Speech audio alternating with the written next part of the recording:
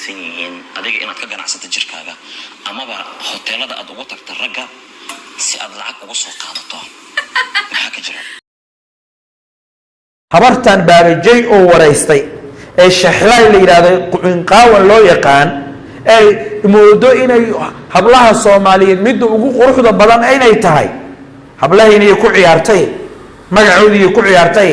idan muslimad maaha. السلام عليكم ورحمة الله وبركاته. سومالي وادن سلام ميل بود دونك دعالي زك جوكتان ومحمد إبراهيم حلدوني حكمة وحانين أضيع لغا شاقي إنو يري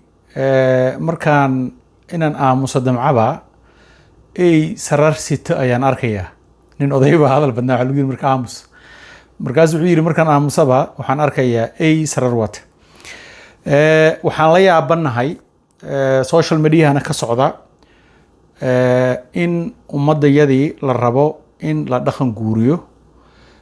لبرو وح سومالي ذو إيش دخن أولا هين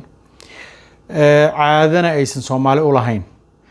مركا تكنولوجيا العصرية نوصل كردي إنترنت كا يوتيوب كا social media generally لده وحلا إما تي إن فواحشات كي يعبه lala dhuuman jiray lala xishoon jiray banaanka la keeno dadkuna way wada yaqaanaan ninkan raba inaan hadda ka hadlo waa nin la magac baxay Baabajay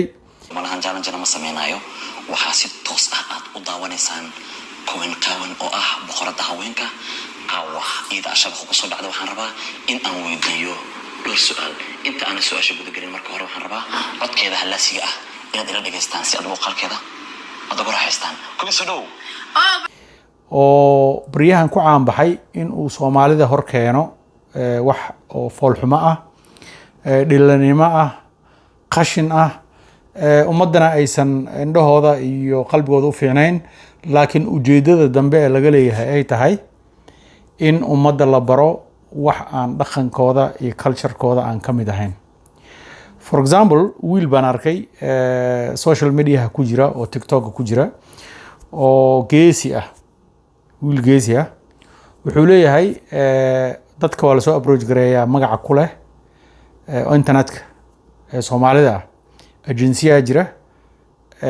waxay rabaan in ay macnaha lacag ku siiyaan oo aad dadkaagii dhaqan guuriso oo wax diin ka bax ah wax diintan u fiicnayn wax aan akhlaaqda u fiicnayn aad dadka barto clipkiisana la fiiriyo horta kan wax walba ka fiirsano sina aaminin because maanta waxa soo baxday company am agency wax la dhaho oo shacabka Soomaaliyeed uu kor wareegsanayso especially gaar ahaan dadka caanka ay yihiin loo kholo la sheekeysanayo loo balan qaadayo lacag ama caanimo fog meel dheer la gaarsiinayo waxaasna oo la rabo inuu shacabku ku xiran qofkaas dadkaas dhan halaas ku qof oo aaminsan inaad tartiib waxaas oo loo dhaadhiciyo waxaas ay tahay wax qanisnimo ku jirto iyo wax diinteena raali ah ka second waxaan arkay dhalinyaro aan ku farxay oo uu ka mid yahay Idrisle oo ka hadlay in uu Baabajay ku qaldan yahay inuu keeno gabar jirka ka ganacsata qaawan la yaqaano inaguna aysan sharafno ahayn hadda inaan inta ka sheegno magaceeda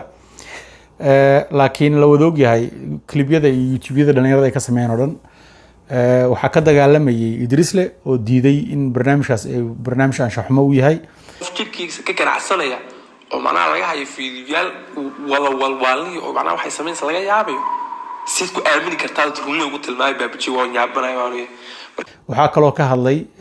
muxuu ahaa ninkii ahaa qurux ku dhiigle marka waxaan rabnaa dhalinyarada kale ee YouTube-leyda ah ee Soomaalida ah ee xigmadda iyo sharafka lagu yaqaano inay banaanka imaadaan waxaan rabnaa ninkii ahaa Shinaculey inuu banaanka imaado oo uu sheego khaladka meesha ka socda iyo sida ay wax u qaldan yihiin Baabajay uu ku socdo isagoon aragnay dad laga roonayaal inuu hadda kor wareysan jiray Baabajay waa maskaxda iga sii gashay waa adiga heestayban ha joojin Baabajay waxa waaye lamood inaa ii noqotid isii hor qaba adiga ka soo daba socda Baabajay aniga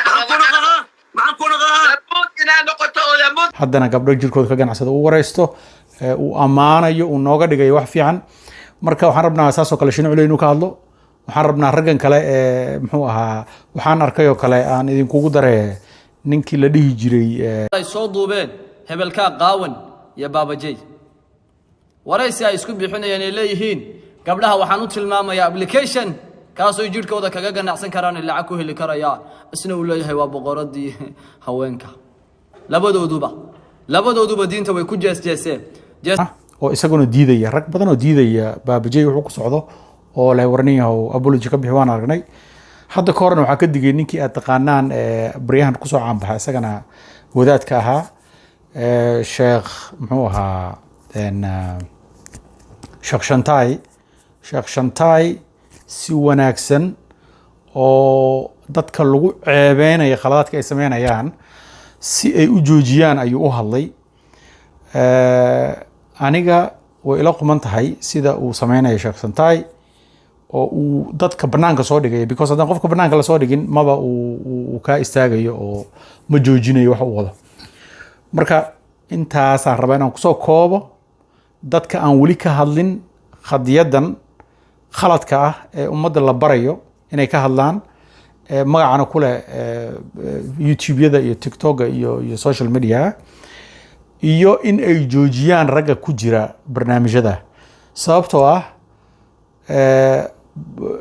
waxaan wax oo lasoo wada maray waaye reer galbeedka waxyaalaha ay ummadooda ku bedeleen bay ka mid tahay social mediaha